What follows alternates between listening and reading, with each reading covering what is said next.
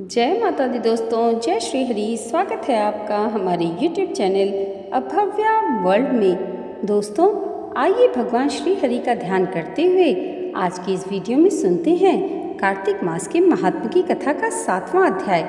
नारद जी ने कहा, हे राजन, कार्तिक मास में व्रत करने वालों के नियमों को मैं संक्षेप में बतलाता हूँ, उसे आप ध्यानपूर्वक सुनिए।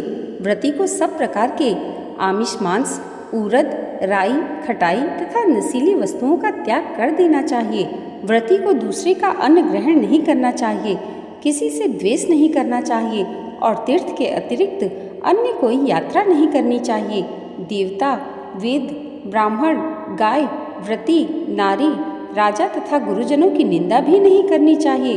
व्रती को दाल, तिल, पकवान व दान किया हुआ भोजन ग्रहण नहीं करना चाहिए। किसी की चुगली या निंदा भी नहीं करनी चाहिए। किसी भी जीव का मांस नहीं छूना चाहिए। पान, कत्था, चूना, नींबू, मसूर, बासी तथा जूठे अन्न का भी प्रयोग नहीं करना चाहिए। गाय, बकरी तथा भैंस के अतिरिक्त अन्य किसी पशु का दूध नहीं पीना चाहिए। कांसे के पात्र में रखा हुआ पंचगव्य, बहुत छोटे घड़े का पानी तथा केवल अपने लिए ही पका हुआ अन्न प्रयोग करना चाहिए। कार्तिक माह का व्रत करने वाले मनुष्य को सदैव ब्रह्मचर्य का पालन करना चाहिए।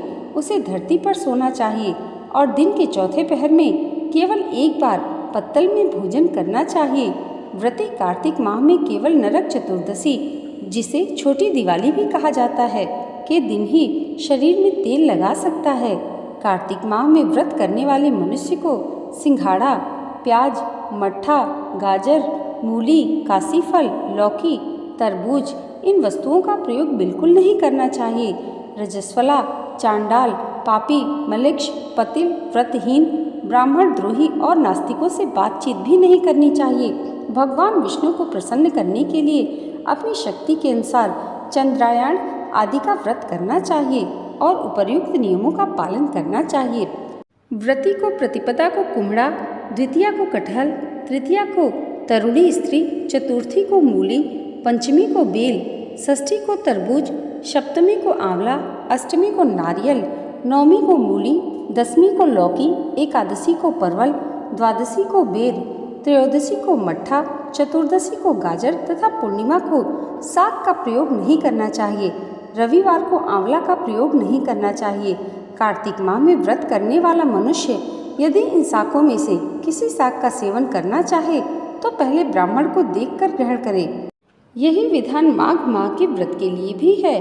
देवोत्थान एकादशी में पहले कही गई विधि के अनुसार नृत्य, जागरण, गायन, वादन आदि करना चाहिए।